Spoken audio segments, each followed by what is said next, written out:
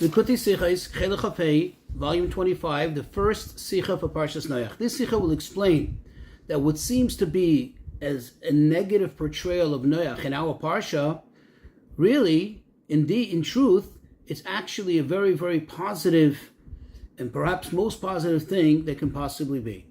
And also a very practical directive for our times.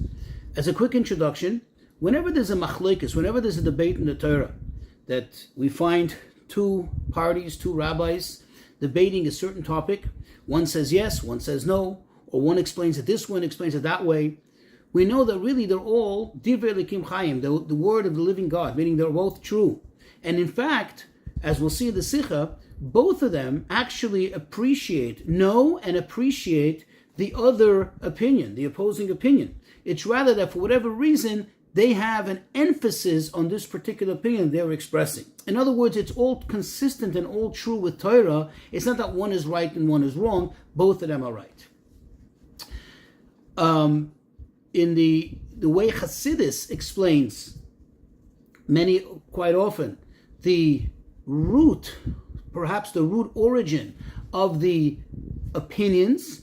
For example, I'll just use a classical example of Hillel and Shammai. Typically we find that Hillel is more lenient, meaning that he says more things are permissible, versus Shammai, who is more strict and he's more restrictive of things. And Tanya explains that it's because Hillel, the source of his neshama, meaning his main attribute was chesed, kindness, and therefore he's always leaning towards kindness, towards allowing more and more things to be elevated to Hashem, versus Shammai, who comes from a point of gevura, which is severity, which is more restrictive, and therefore there is greater restriction on what could and cannot become closer to Hashem. Another thing to be familiar with, there's a rule in the Torah that even when it comes to non-kosher animals or non-kosher things, still the Torah always seeks a way to portray things in a positive light. It means it doesn't speak negatively about anything. However, there is one important exception, one caveat, and that is, as we will see in the Sicha, that although we always try to speak positively and portray things in a positive light, but when it comes to giving a halacha or a clear directive, it has to be clear. And by definition, you have to say it in a very direct and precise manner. And therefore, we do find times when the Torah does seem to portray things negatively, but that is because there is a halacha or a directive aspect of it, and therefore the Torah is compelled to do so because it needs to have the clarity so we know what to do and what not to do. Let's get into the Sicha. It's known that the Chazal tell us that Noach did not pray for the people of his generation. And this is different than what Moshe Rabbeinu did. And Moshe Rabbeinu did pray for the people of his generation. In fact, who did he pray for? He prayed for the absolute wicked, for the sinners of his generation. Now in the Zohar, there's actually a debate on this topic. Rabbi Yehuda says, the fact that Noach didn't pray for the people of his generation is not because Noach did not behave well. It's not because Noach didn't care, but rather he had no way of praying for them. Why? Because even Moshe Rabbeinu, when Moshe Rabbeinu prayed, what did he say? He prayed on the account of the merit of the avos, of the patriarchs. Noach didn't have that advantage. Noach didn't have that privilege. And therefore, says Rabbi Yehuda, Noach couldn't pray. There wasn't anything to pray with. However, Rabbi Yitzchak, he says, no, Noach should have prayed for the people of his generation. And Rabbi Yitzchak seems to be portraying Noach in a very negative light. Now, in Likutei Levi Yitzchak, and that is what the Rebbe's father wrote, footnotes on the Zohar, on the Tanya, on the Chumash. He wrote it while he was in exile. So on the Likutei Levi Yitzchak, on the Zohar, he explains that really Rabbi Yehuda and Rabbi Yitzchak, each one explained in accordance with their own predisposition, so to speak, with their own spiritual aspect and madrega level. And that is, Rabbi Yehuda, since he comes from Chesed, Therefore, he is seeking a way, he searches for a way, he tries to portray Noach in a positive light.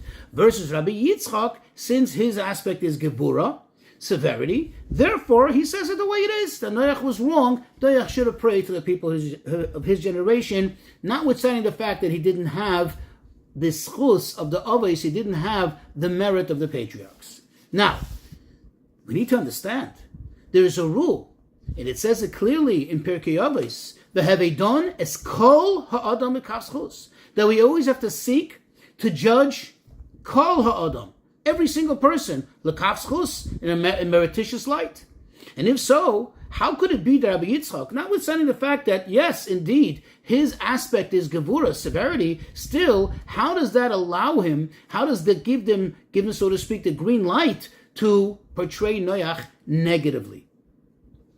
Says the Rebbe, to appreciate this, we'll take a look at another debate regarding Noach, and that is in the very, very first verse of our parsha, in the very first verses of our parsha. In fact, it's very parallel to this. And that is over there, it says that Noach ish tzaddik, Noach was a righteous man, tomim, or either complete tzaddik or very earnest, haya b'doirosav, he was in his generations. What is the Torah telling us? It was in his generations. Obviously in his generations. Well, Rashi quotes that there is a machloikes in this. There are those who say that this is portraying and telling us how great Noach is. Dorishim oisei l'shvach. They say this is showing how praiseworthy he was. That even in such a wicked generation, he was such a great tzaddik. However, yesh dorishim lignai. There are those who darshan it, there are those who explain it lignai, in a negative light. Why? They say that compared to his generation, yes, he was a tzaddik. But had he been, let's say, in a generation of Avrohom Avinu, he wouldn't be considered anything. He would be nothing. Okay? Now, on this also, you have the same question. What's the point? Why, if you can portray him in a positive light, you can be darshan, you can be darish l'shvach, why get into this negativity? Especially considering, as we said in the introduction, that the Torah always seeks to portray everything positively, even a non-kosher animal, especially someone like Noach that Hashem spoke to, and so on. Why does he feel compelled? This opinion feels compelled to portray him negatively. What's the point? The answer is, as we know, as we said in the introduction, the rule is that when does the Torah avoid portraying something negatively? That's only in the stories and the narratives of the Torah. But when it comes to giving us a direct rule, a halacha, a din, a directive, how to live our lives, then the Torah says it in the utmost clearest fashion. And if that necessitates, if that requires saying it in a negative way, portraying something negatively, then so be it. Because the Torah finds it more important to give us a clear message, and therefore it says it clearly without any euphemisms or without kind of beating around. And it says it in the most precise and clear words. And therefore, when the Torah says to us, according to this opinion, that he was only a tzaddik b'doirosav in his generation, and it seems to be portraying him negatively, the Torah is teaching us that we shouldn't think that the way Noach was, and since the Torah is calling him a tzaddik, that this is a perfect way to be. In other words, there are things in the parsha itself, in Parshas Noach, where we find that Noach did certain things that were not the utmost pious actions. They were not of the highest standing of tzidkus. And therefore, if the Torah would not tell us that he was only a tzaddik b'doirosav, maybe somebody would conclude that to be like Noach was is perfect. You don't have to strive to be greater. And therefore, the Torah tells us, according to this opinion, no.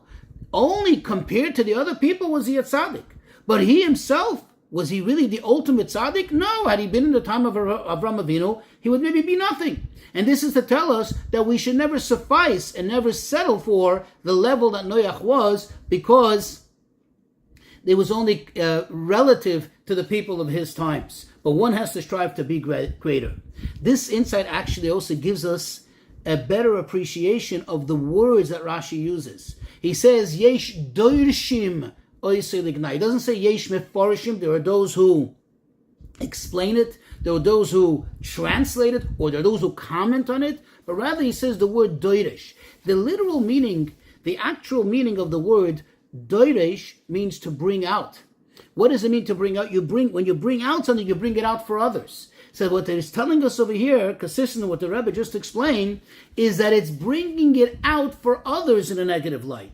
In other words, we're not here to bash Noach, but rather for the purpose of others, for giving us a direction, an approach of how we have to live our lives. Yesh dershim lignai.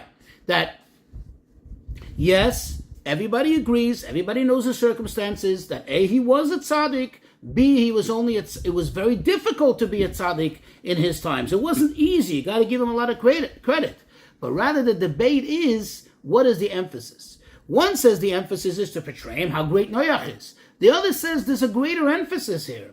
It's to tell us how we should live lives. The Torah is not just telling us a story, a narrative about someone who lived in the past. It's telling us, it's directing us how we should live our lives. That we should know that no matter how great Noach was, but he did have certain flaws. You should know that it was only b'deraisav, only in his generations. We're doiresh from the gnai, from this negative portrayal, how positive we have to, we should be. It's not about bashing him. It's not about portraying him in a negative light. It's about teaching us how to live our lives. And along these lines, we can apply it also here about this debate, whether he did or he didn't pray for the people of his generation. I mean, whether he was right or whether he was in the right or not for not praying for the people of his generation. And as the Gemara says, one says one thing, one says the other thing, but they're really not arguing, meaning they both agree. Even Rabbi Yitzchak knows that Noach didn't have anything to base it on. He didn't have any prior merit of, certainly not of the Aves, they didn't exist yet, to be able to really enhance his prayer. Rabbi Yitzchak knows that. But Rabbi Yitzchak wants to ensure something. He wants to teach us something for future generations. He wants to let us know that regardless of the circumstances, one must endeavor to pray for the people of his generation. You do have a schus, you don't have a schus. He didn't want it to be a situation where one says that it doesn't seem like there's any obvious or visible merits, and therefore, maybe I shouldn't pray. But Rabbi Yitzchak wanted us to know that you're always obligated to care about what's happening around you. And you're obligated to pray for the people of your generation, regardless if it seems that they have a merit or not. You have to do like Moshe Rabbeinu did, that whether there is a merit or not, you have to pray. Now, says the Rebbe, this is not a negative portrayal of Noach. In other words, this is not putting Noach in a negative zone, but rather, if you really think about it on a deeper level, this is the exact opposite. The effect of this, of seeming to portray him negatively, is actually the most positive thing for Noach's legacy.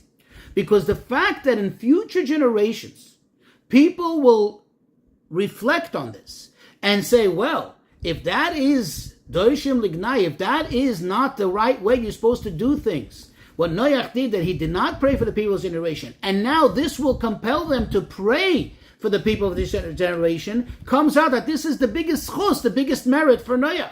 That because of him not davening and him being portrayed negatively, now we do daven. Imagine if it was the opposite. If because of him not having prayed for the people's generation, we also wouldn't pray. That would be the ultimate gnai, the ultimate negative portrayal of Noach and his legacy. That would leave like an indelible negative portrayal of Noach.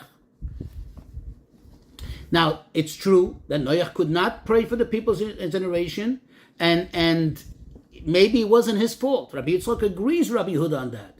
But the fact that to us it needs to be portrayed is not the utmost positive thing. Why? Because of this will lead for us to pray for him. What's the directive for our day, for our times? It says the Rebbe, sometimes a person tries his best, his very best, to influence his surroundings, to teach him about Yiddishkeit, to teach him about godliness. But for whatever reason, sometimes reasons that have nothing to do with him, not his fault, it's not successful. It just doesn't go. So a person can think to himself, I did my best. Or as it says, Ani es nafshi tzalti. I did what I can. What else can I do? What else? It's not my problem. In other words, you just walk away. You said, I did my best, and that's it. It's over. Rabbi Yitzchak teaches us, no. that if that happens, you have to pray for the people of your generation. You did everything you can. You didn't do everything you could until you actually pray for them. Because it's not about you and you just getting away what you have to do. It's not about you meeting your quota. It's about making sure that the job gets done. And perhaps if you pray for them, Hashem will open their hearts. In fact, says the Rebbe, by virtue of the fact that you pray for them, that might be the virtue, that might be the merit that's going to actually tip the scale here and make it so that the hearts will open up, and that because your prayers are going to become accepted by Hashem, and that's going to help you actually influence those Yidden, those people around you.